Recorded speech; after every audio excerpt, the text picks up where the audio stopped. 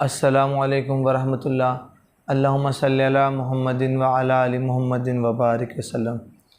دوستو، سیرت النبی کے اس سلسلے میں ہم پہنچے تھے کہ جب یہودی علماء نے وہ پشین گوئیاں جو انہوں نے تورات اور اپنی دوسری مذہبی کتابوں سے لی ہوئیں یا حضرت موسیٰ علیہ السلام نے یہودی علماء کو بتائی ہوئی تھیں اور وہ سینہ بسینہ چلتی آ رہی تھیں، اور نبی کریم صلی اللہ علیہ وسلم کا جب زمانہ آیا تو اس دور کے یہودی علماء نے جو علامتیں اور جو نشانیاں حضور اکرم صلی اللہ علیہ وسلم کی پیدائش کے بارے میں بتائی تھیں، تو مکہ کے قریب شام کا یہودی ایس رہا کرتا تھا۔ وہ مکہ میں پیدا ہونے والے بچوں کی تحقیق کیا کرتا تھا۔ جب کبھی وہ مکہ میں آتا تو لازمی وہ دیکھتا اور لوگوں سے پوچھتا کہ کوئی بچہ تو پیدا نہیں ہوا، اور وہ کہا کرتا تھا کہ اے مکہ والو، تم میں ایک ایسا بچہ پیدا ہوگا جو تم پر حکمرانی کرے گا، جس کے سامنے سارا عرب ذلیل اور پست ہو جائے گا۔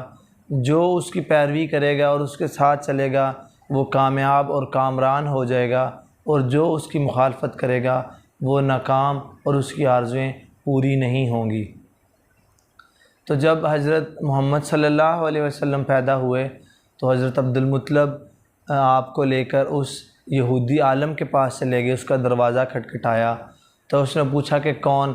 تو حضرت عبدالمطلب نے اس کو بتایا اور اس سے پوچھا کہ آپ اس بچے کے بارے میں کیا کہتے ہیں؟ تو اس نے کہا ہاں، آپ ہی اس بچے کے والد ہو سکتے ہیں، اور یہ بچہ ہی وہ آخری نبی الزمان ہو سکتا ہے۔ اس نے ان سے کہا کہ آپ اس کے بارے میں اپنی زبان بند رکھیے گا، کسی کو اس کے بارے میں نہ بتائیے گا، ورنہ لوگ اس سے حسد کریں گے، اور اتنا حسد کریں گے کہ دنیا میں آج تک کسی نے کسی کے ساتھ اتنا حسد نہیں کیا۔ اور اس نے بتایا کہ اس کے نبی ہونے کی نشانی یہ بھی ہوگی کہ یہ 3 دن کچھ نہیں کھائے گا اور تکلیف میں رہے گا۔ اس نے یہ نشانیاں پرانی اپنی مذہبی کتابوں سے اور تورات سے لی ہوئی تھی، اور یہ بات درست ہے کہ نبی کریم صلی اللہ علیہ وسلم نے 3 دن کوئی چیز نہیں کھائی پی تھی اور وہ تکلیف میں رہے۔ پھر 3 دن کے بعد انہوں نے دودھ پیا، اور حضرت عبدالمطلب نے اس سے پوچھا کہ اس بچے کی عمر کتنی ہوگی؟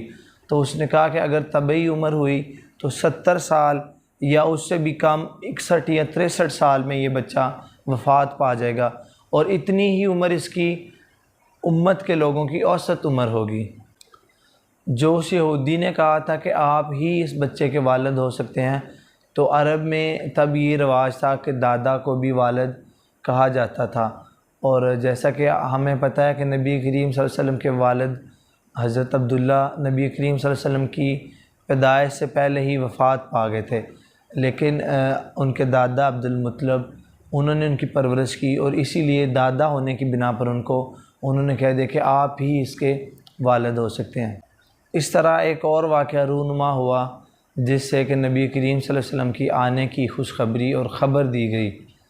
مکہ کے لوگ چونکہ بتوں کی پوجا کیا کرتے تھے، تو وہ اپنے بتوں کی پوجا کے لیے اپنے بتوں کے پاس جایا کرتے تھے۔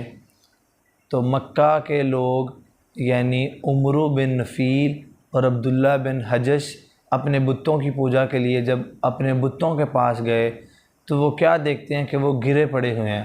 ان کو یہ بات بڑی بری لگی اور ناگوار گزری۔ انہوں نے اپنے بتوں کو پھر اٹھایا اور کھڑا کر دیا۔ جیسے انہوں نے ان کو اٹھا کے کھڑا کیا، بت دوبارہ گر گئے۔ 1 دفعہ 2 دفعہ 2-3 دفعہ انہوں نے ایسا کیا، لیکن جیسے ہی وہ بتوں کو کھڑا کرتے بت پھر سے گر جاتے۔ پھر بتوں کے اندر سے ایک آواز آئی، اور اس آواز نے ان کو بڑی حیرانی اور پریشانی میں ڈال دیا۔ وہ بت بولے کہ یہ ایک ایسے بچے کی پیدائش کی علامت ہے، ظہور کی، آمد کی خبر ہے کہ جس بچے کے آنے سے مشرق و مغرب کے ہر کونے میں، ہر گوشے میں اس کی روشنی اور نور سے روشنی اور اجالا ہو جائے گا۔ تو وہ بڑے حیران ہوئے اس بات پر۔